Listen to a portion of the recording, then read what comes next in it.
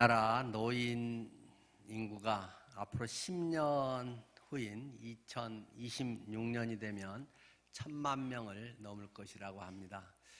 그때는 우리 전 인구의 5사람 중에 1사람 이상은 경로우대증을 가지고 다니게 됩니다. 그것은 남의 이야기가 아니겠지요. 저도 내년이면 60인데 그러면 저도 뭐 그런 게 끼어서 지하철을 공짜로 타고 다니게 될는지 모르겠습니다. 지하철 공짜 아닌가요? 버스만 공짜인가요? 네. 아마 우리 교회도 그때가 되면 우리 교회 절반이 경로우대증을 가진 분들이 됩니다. 지금 이대로 간다면 10년 후에 절반 이상이 다 노인들이 앉아있는 것이 한국뿐만 아니라 우리 교회의 현주소가 되기도 하는 상당히 절박한 그런 상황 가운데 우리는 지금 놓여 있습니다.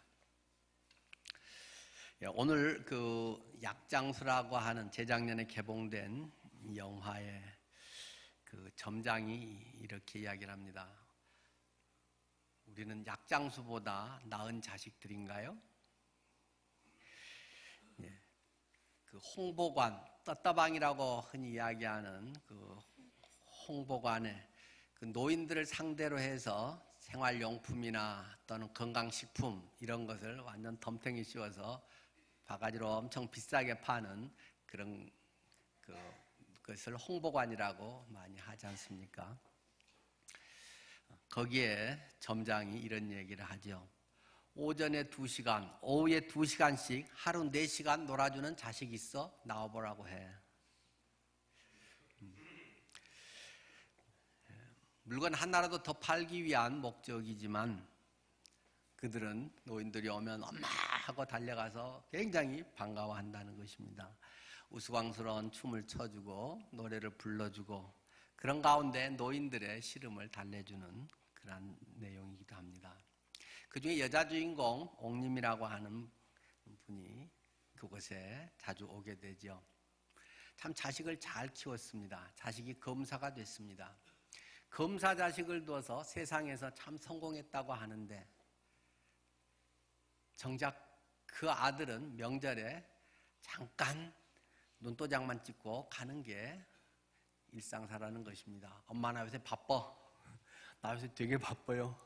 그러고는 잠깐 소고기 몇 건 사주고 용돈 좀 입금해주고 가는 그러한 현실 속에 그 엄마는 마음이 갈수록 외로워집니다. 그래서 그곳에 와서 그들의 공연을 보면서 외로움을 달래게 됩니다.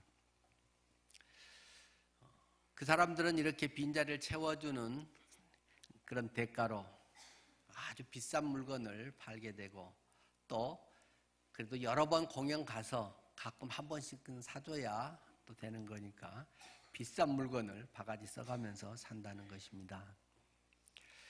사회와 가족의 그런 무관심과 냉대 지친 사람들이 그런 곳에서나마 위로와 순간의 외로움을 떨치는 그런 내용을 배경으로 해서 이 영화는 만들어져 있습니다. 남자 주인공은 아픈 딸의 치료비를 마련하기 위해서 이것이 노인들 등쳐먹는 것이라는 것을 잘 알고 때로는 자괴감에 고민도 하지만 현실적으로 가장의 또 책임을 하기 위해서 그렇게 하게 되고 또 이 옥님이라고 하는 그 아주머니는 가끔 사다 주다 보면 거의 몇십만 원짜리 이런 게 되다 보니까 생활비가 점점 떨어지고 시름이 깊어지는 그런 모습을 대조해서 보여주고 있습니다. 텔레비전에 뉴스로 나올 때 야 저런 노인들 등쳐먹는 사기꾼들 또 야 그 노인들이 얼마나 바보 같아서 저렇게 이용을 당하냐 우리가 쉽게 이야기할 수 있는 그러한 우리 주변에 있는 이야기들이지만 또 정작 본인들에게는 현실적인 그러한 많은 아픔과 어려움 그런 것들이 애환이 녹아있는 것을 보여주고 있답니다. 검사들이 생일에 눈도장 찍고 가려고 할 때 엄마가 이렇게 이야기를 합니다. 야, 아들아, 언제 안 바쁠 때 엄마랑 2시간만 좀 놀아줄 수 없니? 언제 2시간만 좀 시간 내서 옛날같이 우리 한번 놀아볼 수 없을까? 하고 제안을 합니다. 참 역설적이게도 성공한 자녀일수록 시간 내기가 훨씬 어렵고 부모에게 오히려 더 감사해야 될 여건에서 감사하기가 쉽지 않은 것이 또 현실이라고 하는 이런 무거운 우리의 발걸음을 또 보여주고 있기도 합니다.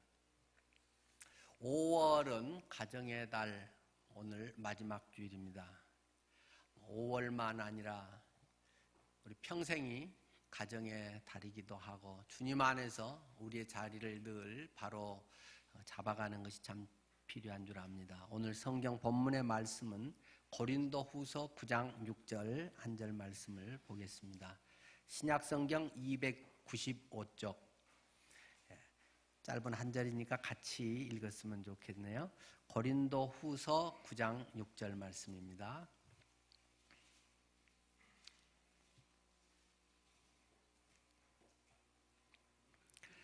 같이, 이것이 곧 적게 심는 자는 적게 거두고 많이 심는 자는 많이 거둔다 하는 말이로다. 네. 부모님에 대한 이야기를 지금 했는데 젊은 사람들은 참 부모님을 잘 섬겨야겠다 그런 생각이 더 듭니다. 사실 마음은 다 갖고 있지만 현실적으로 쉽지 않다는 것도 잘 알고 있고 참 그러기에 죄송한 마음이 켜켜이 가슴에 쌓이기도 하지만 또 특단의 어떤 대책이라는 게 쉽진 않아서 제 죄송함과 마음의 무거움이 있습니다.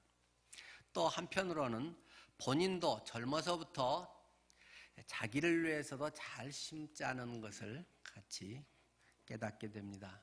자기 인생 준비는 잘 하고 있는가?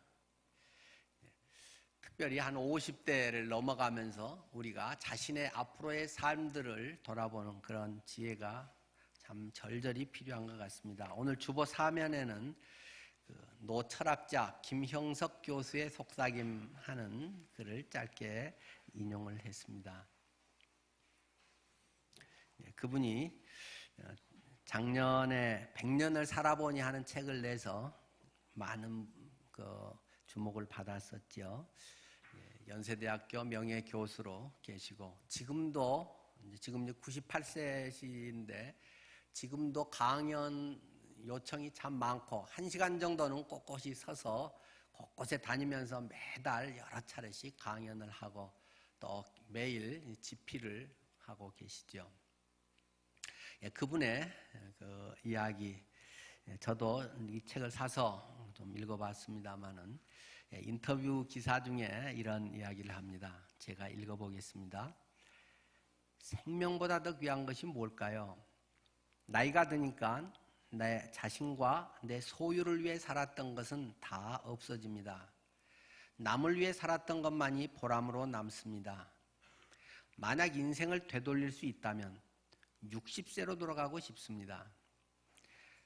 젊은 날로는 돌아가고 싶지 않아요. 그때는 생각이 얕았고 행복이 뭔지 몰랐으니까요. 65세에서 75세까지가 삶의 황금기였다는 것을 그 나이에야 생각이 깊어지고 행복이 무엇인지 세상을 어떻게 살아야 하는지를 알게 되었습니다. 나이가 들어서 알게 된 행복은 사랑하는 사람을 위해 함께 고생하는 것, 사랑이 있는 고생이 행복하는 것, 이런 것들이 참 행복이다 하면 쭉 그런 이야기들을 합니다.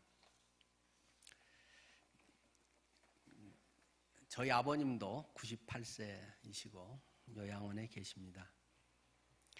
가끔 가서 뵙고 식사도 하고 또 좋아하시는 거 좀 사갖고 가서 드리기도 하고 그렇지만 저 역시도 자주 뵙지는 못해서 죄송한 마음입니다. 또 제가 뇌졸중 이후로는 운전을 오래 못해서 제가 거기까지 늘 운전에 갈 상황은 안 되고 제 아들 쉬는 날 잘 사정해서 아들이 운전하고 갔다 와야 되기 때문에 예전만큼 또 그렇게 자주 뵙질 못해서 마음에 늘 죄송한 마음을 갖고 있습니다. 다행히 좀 일반 그런 거는 괜찮으셔서, 물론 전혀 듣지 못하시고 한눈도 안 보이시고 그렇지만 또 윗부분은 좀 괜찮으셔서 지금도 앉으셔서 매일 하루에 4시간 정도씩 서예를 하십니다. 서예를 하고 그림 그리시고 98세신데도 전혀 손이 안 떨리고 볼펜 글씨든지 붓글씨든지 아주 작은 세필까지도 매일 쓰십니다. 그러다 보니까 외로움을 좀 덜 느끼시고 또 지내시는 것에 적응을 참 잘 하시는 것 같아서 그나마 죄송한 마음이 조금 줄어들기도 합니다. 우리의 삶에서 김영석 교수 말대로 좀만 젊었으면, 내가 10년만 젊었으면, 흔히 우리가 그렇게 이야기하지 않습니까? 그런데 이분은 65세에서 75세가 인생의 황금기인 것 같다, 이렇게 이야기하시는 것이 좀 새롭게 더 느껴집니다. 우리가 지금까지 쭉 해왔던 것에서 은퇴하는 걸 영어로 retire라고 하지 않습니까? retire. 이것을 또 이렇게 해석들을 하시더라고요. retire. 타이어를 다시 바꾼다. 타이어를 교체한다. 지금까지 내가 살아왔던 삶의 굴레, 삶의 그런 바퀴에 궤적을 이제는 좀 옮겨서 타이어를 새 걸로 갈아 끼우고 새로 제2의 인생을 살아가는 것이 은퇴라고 하는 리타이어다. 이렇게 설명을 많이 하십니다. 상당히 일리가 있다고 생각이 됩니다. 이 김영석 교수님이 텔레비전에 나와서랑 잔잔하게 강의한 내용에 그 50대 이후에 준비해야 된다 하면서 쭉 실제적인 문제, 경제력 부분에서부터 실제 친구의 관계, 건강의 문제 쭉 하는 것들이 있던데, 설교 끝나고 제가 말씀 감사의 삶에 올려놓도록 하겠습니다. 자, 우리가 이 삶의 부분들을 생각하면서 오늘 성경 본문에서 첫째로 심는 대로 거둔다 하는 것을 늘 염두에 두기를 바랍니다. 3가지로 오늘 심는 것에 대해서 말씀을 드리겠습니다. 첫 번째는 많이 심어라 하는 것입니다. 많이 심어라. 제가 평소 별로 물량주의에 대해서 이야기를 안 하는데 오늘은 물량주의를 말하는 것이 됩니다. 자칫하면 우리가 치우치기가 참 쉽습니다. 뭔가 양이 많아지고 많은 것에 대해서는 물량주의고 타락하고 자칫 너무 기복 아니냐 이런 식이 되기 쉽습니다만은 우리의 객관적인 그러한 관점을 늘 유지하는 것이 필요합니다. 우리가 모를 심어서 한 포기를 심었는데 은혜로 30배, 60배, 100배의 열매가 결실이 맺히기도 하겠지요. 나달이 100개가 맺혀서 와, 하나님의 은혜다, 100배나 많아졌다 라고 할 수 있지만 한 포기 심어서 100개가 되는 것도 감사한 일이지만 1000포기를 심어서 1000포기가 100배의 열매를 맺는다면 얼마나 좋겠습니까?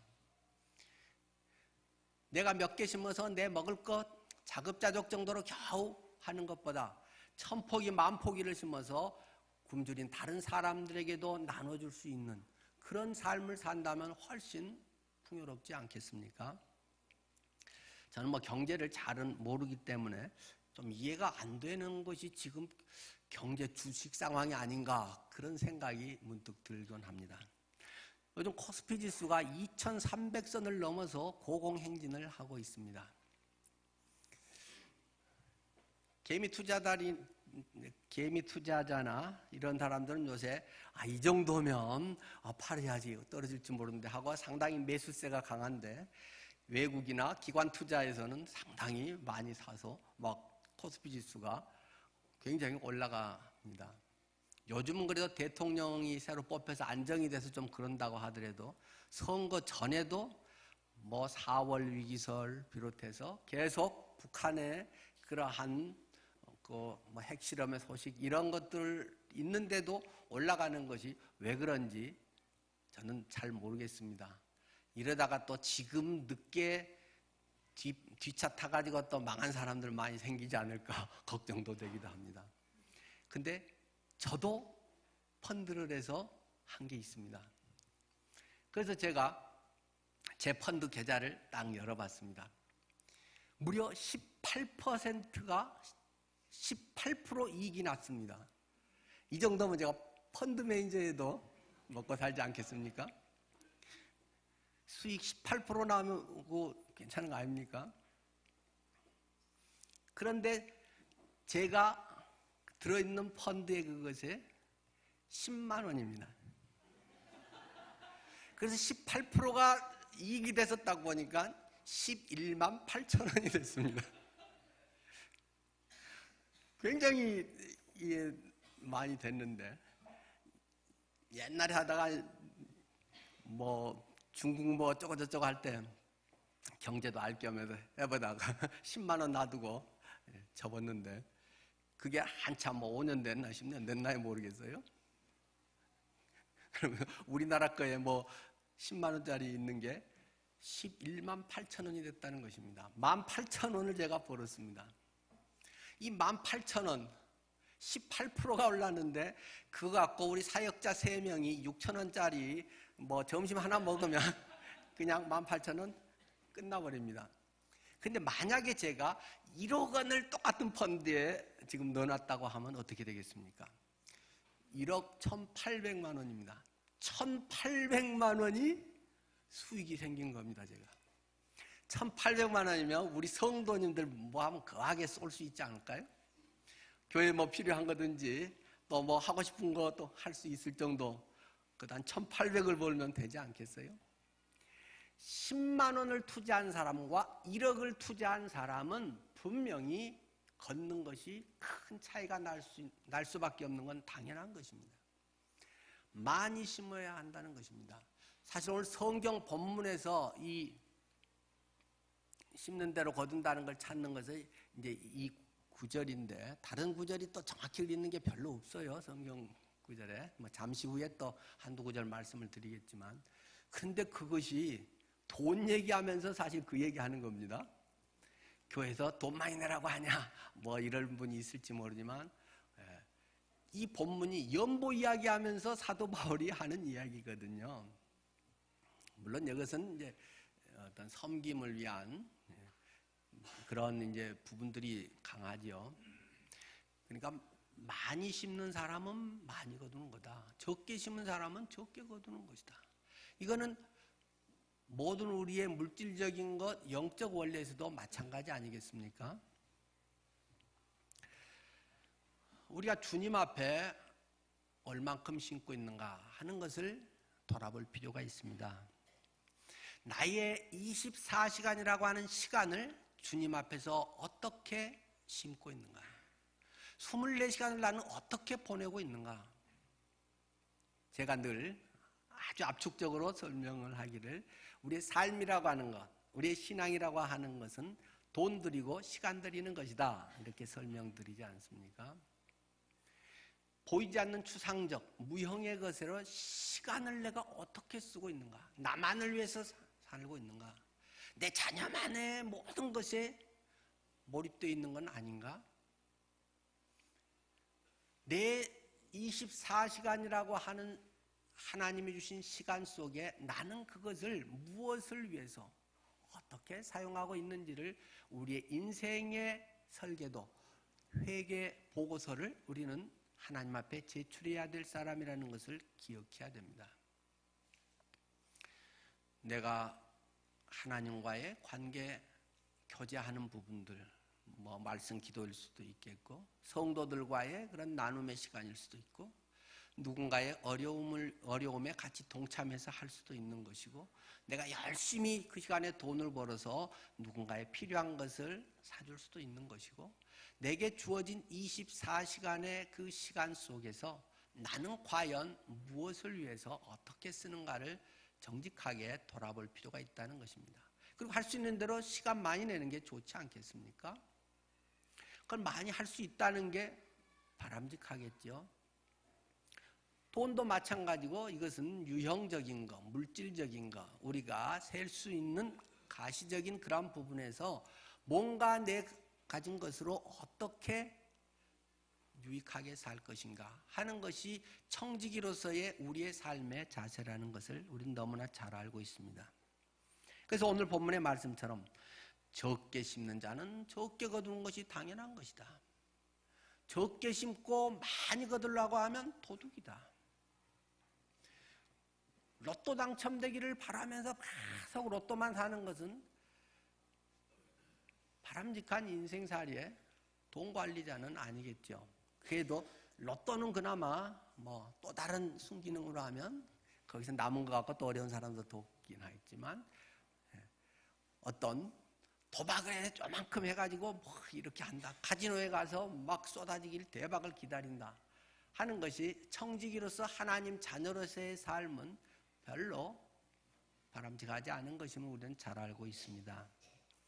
그래서 정말 많이 심을 수 있는 그런 것이 우리의 삶에 필요하다는 것입니다. 두 번째는 진실하게 심으라 하는 것입니다. 순수한 마음으로 심어라. 진실하게 심는 자세가 필요한 것이죠. 지난주에도 저는 바나바 이야기를 했습니다. 뭐 권사 이야기를 하면서 바나바 이야기를 지난번에 했습니다만, 조금 다른 각도에서 성경 전체 흐름을 통해서도 우리가 볼 필요가 있습니다. 사도행전 4장에 요셉이라고 하는 한 사람이 등장을 하는데, 요셉이라고 하는 사람이 참 마음이 그렇게 곱더라. 주님을 닮은 그 아름다운 마음, 거듭난 그런 참 아름다운 삶을 살았다. 예를 하나만 들면 하면서 그 사람이 부동산이 꽤 많이 있었다는 것입니다. 밭이 꽤 있었다는 것입니다. 그래서 그 사람이 교회를 보니까 자기는 부동산이 있고 괜찮게 사는데, 교회 안에 초대교회는 또 핍박도 많이 받았고 어려움을 겪는 분들이 참 많았다는 것입니다. 하층민들이 또 상당히 많았죠. 그렇기 때문에 먹고 사는 문제든지 고통을 당하는 사람들이 옆에 많이 있는 것을 보고 이 사람이 자기 부동산을 팔아가지고 교회에 다 냈다는 것입니다. 그래서 교회 어려운 사람들이 그 일을 할 수 있도록 해줬다라고 하는 것입니다. 저는 교회는 좀 가난한 것이 좋다라고 생각합니다. 교회가 자체를 위해서 자꾸 부유해지고 뭔가를 멋있게 하고 세상을 자꾸 외형적인 것으로 앞서가려고 하는 것은 자칫하면 예수님의 정신에 멀어질 가능성이 있다. 넓은 길을 자꾸 추구하게 되고 사람들의 세속성이 자꾸 끼어들 여지가 많다. 교회가 자꾸 뭔가 높아지고 교회 높은 사람들이 뭐가 해서 그런 사람들이 자꾸 주도가 되고 그런 어떤 의식들이 교회에 자꾸 들어오게 되면 교회는 타락하게 되어 있습니다. 그러나 저는 한편으로 교회가 부유한 것이 좋다라고도 생각합니다. 나름 다른 사람들을 위해서, 다른 사람들을 부유하게 하기 위해서 뭔가 어려운 꼭 필요한 사람들에게 제시해 주는 데서 그것도 교회가 훨씬 잘 쓰지 않겠어요? 국가보다도 교회가 더 그런 일에 더 정직하게 잘 쓰지 않겠습니까? 그러한 하나님의 뜻을 이루는 데서 그런 것을 위해서 마음껏 펼칠 수 있도록 교회는 그 점에서는 넉넉한 것도 좋다고 생각합니다. 하여튼 기본적으로는 교회 자체를 위해서는 교회는 전략하고 할 수 있는 대로 조금 빈티가 나고 할 수 있는 대로 할 수 있는 것도 되도록 안 하고 새로 뭘 되도록 덜 사고 그런 것이 교회는 더 바람직하다고 생각합니다. 그래서 그런지 뭐 또 재정이 마이너스긴 하더라고요. 근데 뭐 어쨌든 그거는 우리가 바로 살면 하나님이 알아서 채우실 일이기 때문에 구차하게 뭐 부족합니다 뭐 헌금해 주세요.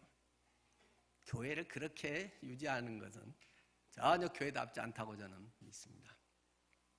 하여간 이러한 일들에서 바나바가 정말 순수하게 자신이 갖고 있는 모든 것을 다 내놨더니 교회가 교회다운 아주 활성화되고 사람들이 꼭 필요한 사람들이 그것을 공급받는 아주 좋은 천국의 모형이 됐더라는 것입니다.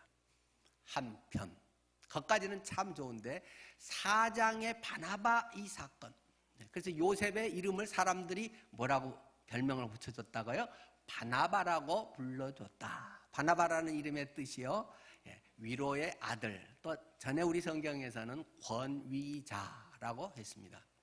권위자, 딱 막 무게 있게 뭐 카리스마 있는 그걸 말하는 건 아니고 권면하고 위로하는 사람 그런 뜻입니다. 권면과 위로의 줄임말이 권위입니다. 거기에서는 다른 사람을 잘 권면해주고 다른 사람을 잘 말로 상담으로도 또는 물질로도 반찬도 해다주고 필요하면 병원비도 대주고 뭐 이러한 것이 이제 권사의 뭐 기원이라고 굳이 말을 한다면 할 수 있다는 말씀을 드렸죠. 그렇게 해서 교회가 아주 아름다워지고 사람들이 그러니까 바나바를 그냥 자동적으로 칭찬을 하게 됐다는 것입니다. 뭐 나팔을 불거나 꼭 뭘 하려고 한 건 아니지만 그 진실한 마음이 전해지니까 참 그분 덕에 고맙다. 우리의 학비를 못 내서 그렇게 고생했는데 저 양반이 우리의 등록금 대줬어. 그런 것이 이제 막 퍼져나가게 되니까 굉장히 고마웠다는 것입니다. 그랬더니 교회 안에 또 한 분이 있는데 그분도 부동산이 꽤 있는 분이라는 것입니다. 아마 제 생각에 적어도 한 10억 이상은 된 것 같아요. 그래서 이 사람도 와, 저 사람이 저렇게 내놓으니까 교회에서 굉장히 인기가 있구나. 사람들이 저분을 굉장히 좋아하구나. 어우, 칭찬받는 사람이네. 나도 그러고 싶다. 해서 부부가 이야기를 하게 되죠. 그래서 부부가 재산을 팔았다는 것입니다. 그래서 재산을 딱 팔아서 이제 딱 잔금까지 받고 돈을 딱 손에 쥐니까 조금 마음이 달라지더라는 거죠. 여러분은 가끔 혹시 좋은 일에 기도하면서나 좋은 일에 뭔가가 생각날 때 어떻게 하십니까? 제 경험으로도 그런 적이 있습니다. 처음에 누가 이렇게 참 많이 좀 어려우시구나. 저분을 위해서 어떻게 할까 하면 저분의 한 100만 원을 내가 조용히 좀 금괴 드리면 좋겠다. 그래갖고 어떻게 몇 달을 모으고 어떻게 해서 100만 원을 만들었거든요. 근데 막상 딱 100만 원을 만들고 보니까 생각이 조금 달라지는 겁니다. 야, 이걸 한 번에 다 드리는 게 좋냐? 좀 나눠 드리는 게 좋지 않나? 아니면 야, 교회 어려운 사람이 저분 한 분이냐? 생각해보니까 저분도 어렵고 저분도 어렵고 그러면 이걸 좀 나눠서 주나?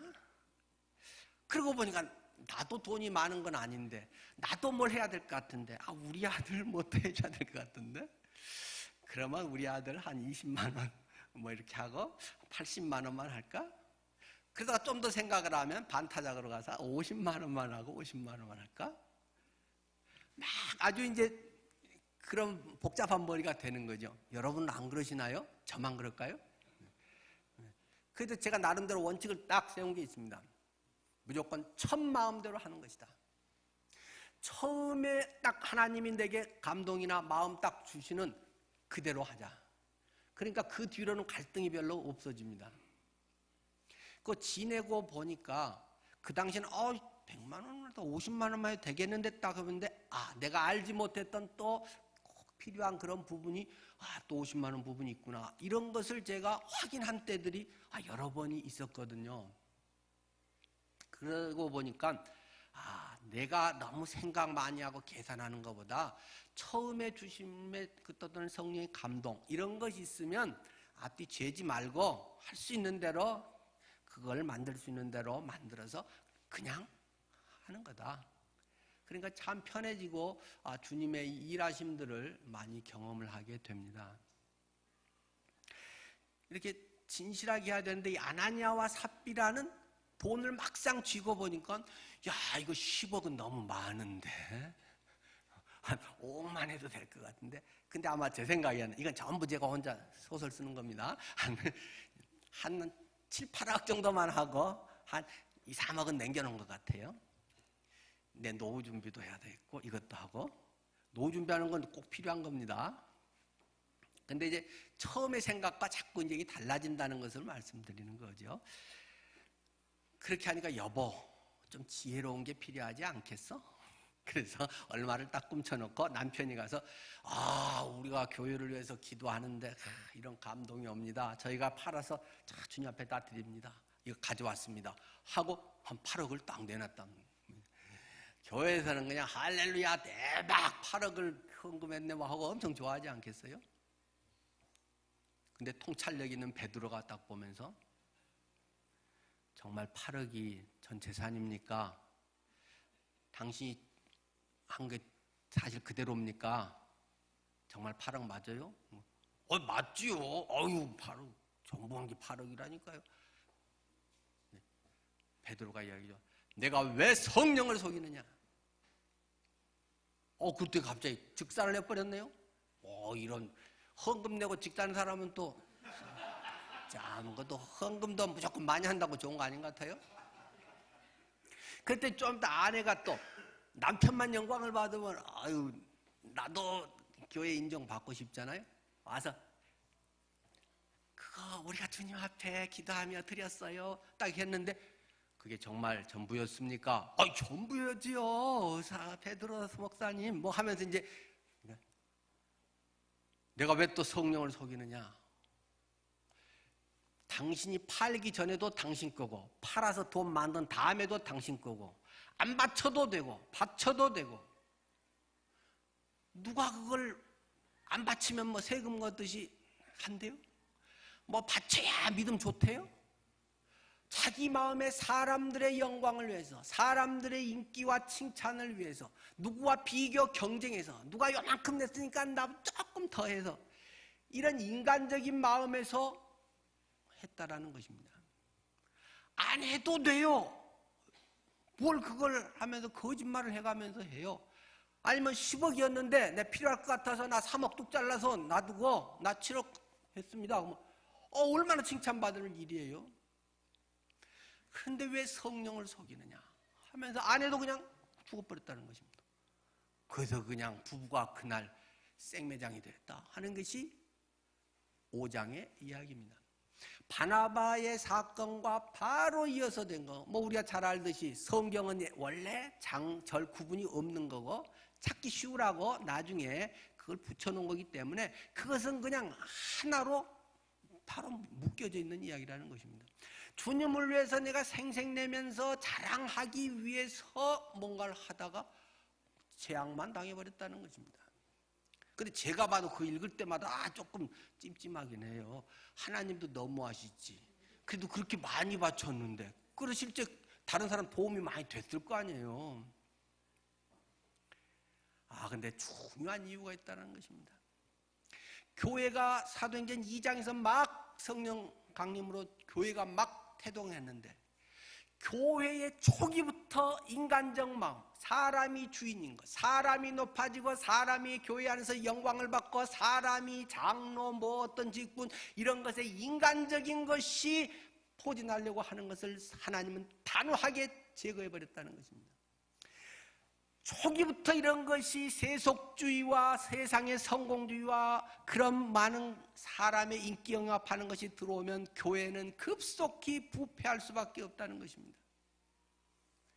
철저하게 그런 것에 대해서 분별하면서 하나님 앞에서 내가 진실하게 사는가? 하나님의 마음인가? 내 믿음의 분량만큼 그 걸음 그대로 온전하게 살아가는가? 이런 것이 훨씬 중요한 것이지 네가 얼마를 바쳤느냐에 하나님은 관심 있는 것이 아니다. 하나님이 거지냐? 교회가 거지냐? 너 때문에 교회가 유지되고 안 유지되는 것이냐? 하나님은 우리에게 질문하는 것입니다. 네가 봉사 안 하면 교회 무너질 것 같아? 그런 교회는 문 닫아야지. 그것이 교회입니다. 어떤 몇 사람에 의해서 교회가 주도되고 어떤 그 교회라고 하는 것이 그 사람이 존경을 받고 하나님의 자리를 다른 것이 차지하려고 하는 것은 철저히 교회는 막아야 되는 것입니다. 하나님은 그것에 대해서 끔찍할 정도로 너무 가혹할 정도로 즉사를 시켜버린 것이 우리들의 굉장한 도전으로 제시되어 있습니다. 진실하게 심어야 되는 것입니다. 갈라디아서 6장 7절 말씀 한번 이거 찾아보시면 다음까지 연결이 되겠네요. 갈라디아서 6장 7절입니다.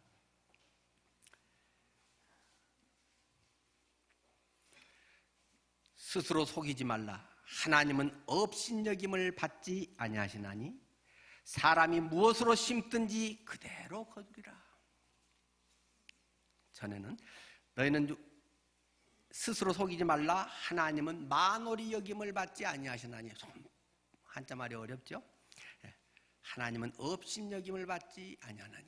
내가 봉사냐? 내가 네 마음 하나 못 읽을 것 같아?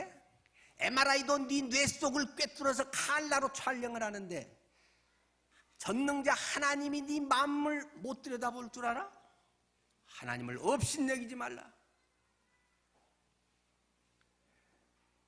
우리의 모든 것을 아시는 주님, 그분 앞에 있는 그대로 하나님의 은혜입니다. 하나님이여 불쌍히 여겨주십시오. 하나님의 복음의 은혜는 살아갑니다. 이 진실함이 심어지지 않는다면 아무리 많이 심었어도 쓸데없는 것이다. 오히려 아나니아와 삽비라가 안 들었으면 죽지는 않았을 텐데 괜히 드리고 열심히 교회를 위해서 헌신하고 돈 바치고 봉사하고 직분 맡아서 하고 하는 마음속에 알아주지 않는 것이 원망스럽고 누가 미워지고 오히려 죄만 더 키우는 것이 될 수 있다는 것입니다. 세 번째, 심는 대로 거둔다는 것은 값진 것을 심으라는 것입니다. 일시적인 것에 안주하지 말아라. 눈에 보기 좋은 것 심으려고 너무 하지 말아라. 당장 이익이 되는 것 심지 말아라. 오래 가는 것 심어라. 영원한 것 심어라. 일보다는 사람의 관계가 더 중요하다. 복음을 심어라. 복음의 증인으로 살아가라. 부활의 삶을 통해서 하나님이 어떤 분이신지를 너의 삶으로 보이고 너의 입술로 그 좋으신 주님을 증거하라. 우리에게 말씀하고 있습니다. 조금 전에 찾았던 갈라디아서 6장 8절은 이렇게 설명합니다. 자기의 육체를 위하여 심는 자는 육체로부터 썩어질 것을 거두고 성령을 위하여 심는 자는 성령으로부터 영생을 거두리라. 자기 육체를 위하여 육신의 명예, 욕망, 어떤 자랑, 위치, 이만큼 하면 하나님이 이만큼 더 주시겠지, 어떤 이런 것을 위해 심는 자는 육체로부터 썩어질 것을 거둔다. 다 그거 썩어진 거고 네가 100년 뒤에 가져갈 거냐? 천국에서 그게 하나라도 인정받을 수 있을 것 같으니? 그러나 성령을 위하여 심는 자는 성령으로부터 영생을 거두는 것이다. 100년의 네 삶에 목숨 걸고 그게 전부인 것처럼 살다가 그 다음에 갑자기 급류 타고 탁 했더니 절벽 아래로 그냥 나룻배가 팍 떨어져 버리는 것 같은 그것이 인생의 미래 모습이라는 것입니다. 성령을 위하여 심는 자는 성령으로부터 영생을 거두리라고 말씀하고 있습니다. 우리의 부활을 하늘에 쌓아두라고 말씀하지 않습니까? 내 보물이 있는 그곳에 네 마음도 있느니라. 헌금 많이 해라. 이런 유치한 이야기를 하는 거 아니죠. 해도 되고 안 해도 됩니다. 은혜 받은 사람이 헌금을 하는 것이지 돈 많은 사람이 하는 것 아닙니다. 은혜 받아서 어떤 사람은 결혼 반지도 내놓고 그러더라고요. 전에 초기에 우리 오목교에 있을 때 옮기려고 할 때 보니까 거기에 결혼 반지가 2개인가 이렇게 해서 들어있더라고요. 근데 결혼한 지가 작년인가 했기 때문에, 근데 또 그리 많지 않기 때문에 대강 감이 오잖아요. 그래서 나중에 김용호 목사님 담임하실 때 이제 제가 교회에 이제 전임 실무를 이제 행정을 하고 있을 때 김용호 목사님 또 말씀하시고 제가 이제 직접 그 집사님을 만나서, 그때는 집사도 아니었네요. 결혼한 지 막 얼마 안 됐을 때니까 찾아가서 이야기를 했습니다. 결혼한 지 얼마 안 되고 귀한 금반지를 이렇게 넣으셨는데 우리가 받은 걸로 하고 잘 간직하십시오. 그랬더니 주님께 한번 드린 건데 제가 어떻게 다시 받습니까? 하고 안 받더라고요. 그러시면 일단 받아서 두고 꼭 하고 싶으면 나중에 이 반지에 해당되는 정도 금액을 돈이 혹시 나중에 되면 그때 돈으로 또 하면 되잖아요. 결혼 반지 평생에 한 번 의미 있는 건데 이거 우리 팔아버리면 녹아서 없어져 버리는데 돈이 어디로 묻어 들어가는지도 잘 모르는데 그랬더니 끝까지 아닙니다. 그건 제가 기도하면서 주님께 드린 거기 때문에 저희 부부가 드린 거를 받을 수 없습니다. 그래도 결국 신방 가서 못 전해주고 갖고 왔습니다.